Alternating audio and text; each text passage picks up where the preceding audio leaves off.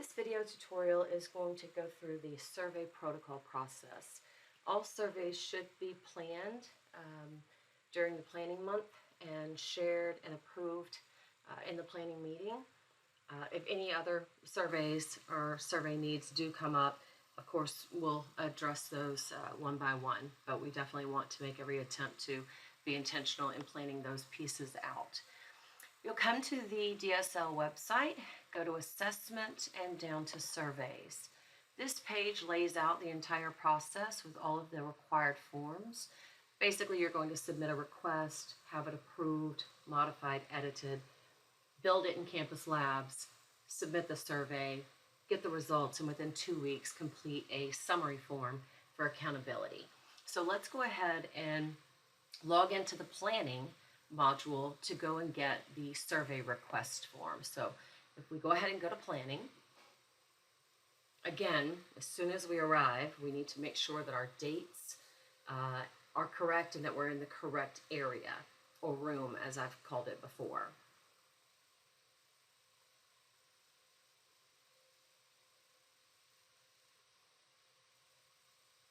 And be patient. Sometimes the planning module takes a minute.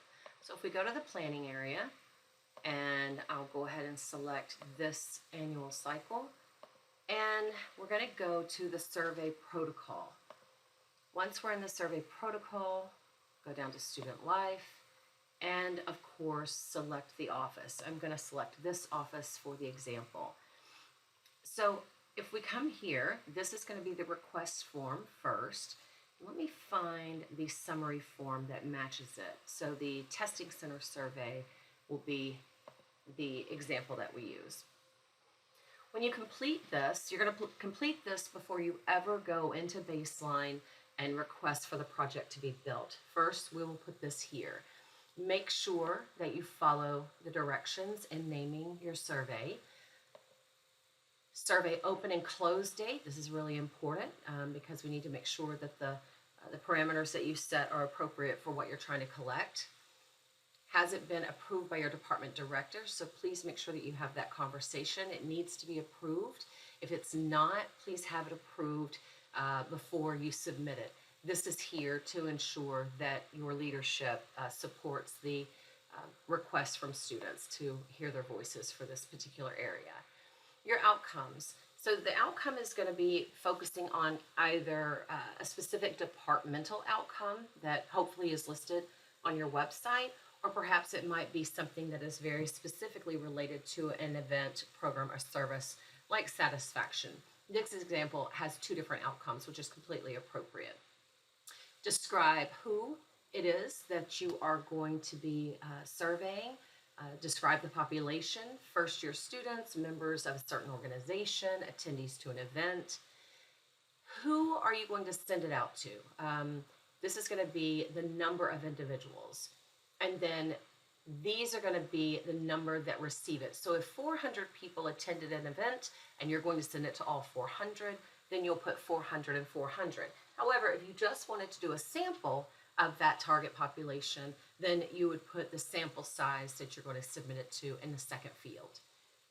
Does your survey include demographic questions? If so, how are they connected to your data?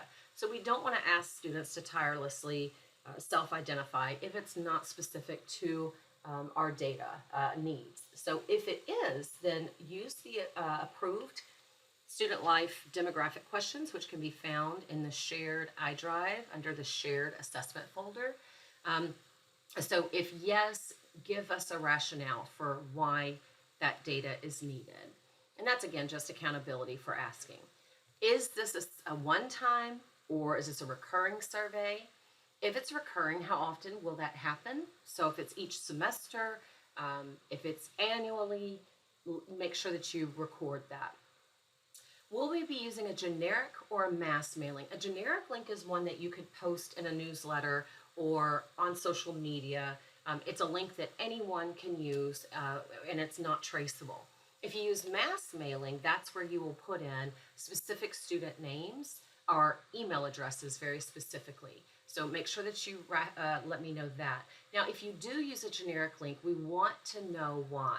We prefer that you identify and send intentional, specific email requests to the students. But if you're going to use the generic link, help us to understand why.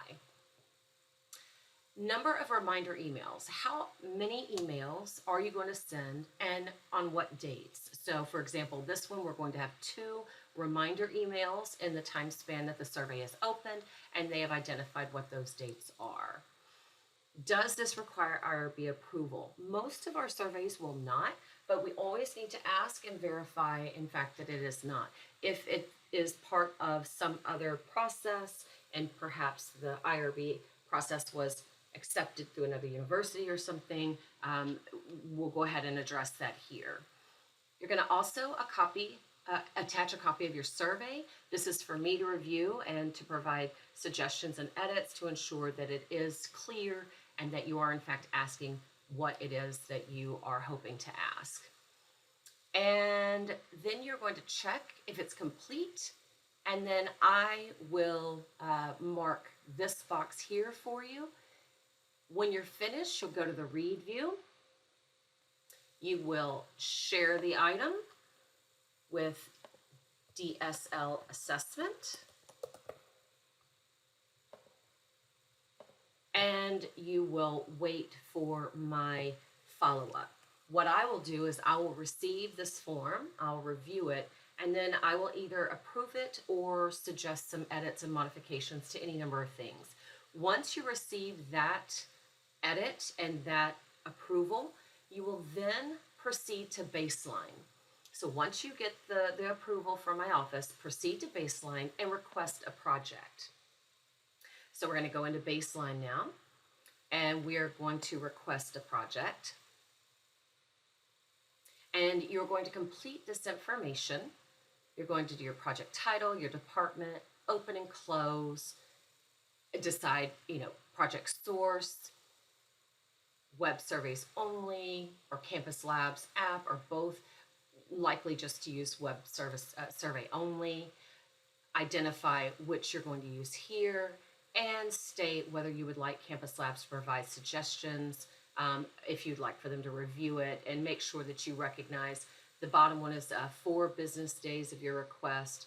The top one, you will receive feedback within a week, and then they'll build it in those 4 days. I'm going to cancel this one because I'm going to go ahead and I'm going to access this particular dashboard for our example. So let me go to Disability Services, and let me access the Testing Center survey area. Now, if you'll notice, if we are going to go back to the project dashboard, okay, if you'll notice over here to the right, here is the survey request form that we just looked over, and here is the actual survey itself. All right, so what they're going to do now, after they have submitted the survey, it's been built, it's been sent, and we have collected all of our data, we're going to come back over to the planning module, and we're going to complete the Testing Center summary form. So once we complete the summary form, which again, specific to the title, reminding the start and end of the survey, what was the response rate? So we want to know the number of people you sent it to, and we want to know the number of people that answered it. So you're going to take the number of people that answered and divide by the number of people in your target population that you identified on the request form. You're going to put that percentage here. You're going to give us results and key findings, very similar to how we do our assessment plan. We're giving key findings, not everything. You're going to also, if applicable, give us a summary of the students that completed this specific to what you were looking for. And then most importantly, for accountability, what actions were taken for improvement? Here is where you will upload your baseline results, which we haven't done. Yes, here we are. We have our results right here that were attached through the results report. And then the outcome that we assessed. What did you find? Then you're going to, if you are able to use this field here, which I don't believe you are, just simply share this plan with DSL Assessment and leave this box empty. It's fine. And then we're going to go back to the review and we're going to share. Now, I'm going to actually also show you on this piece how to save it as a PDF. So I want to save this as a PDF because I need to upload it to the dashboard for that final step. So this is going to be the SDS Testing Center results summary. All right, so let's go ahead and put, all right, now that we've done that, we're going to share it with DSL Assessment so that I can review it. DSL Assessment. Okay, share that plan item. Once that has been reviewed, we're going to come back over to the project files. We're going to choose that file, back to the desktop, and we need to empty that. And we are looking for the PDF. Why is it hiding from us? Oh, I didn't save it. All right, these things happen. So let's go back over to planning and let's go back to print.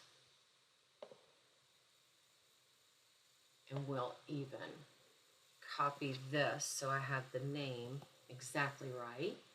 Print. We want to save as a PDF. Save. We want to save it to the desktop. Good.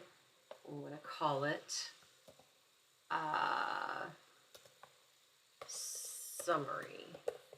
Okay, and now we're going to push save.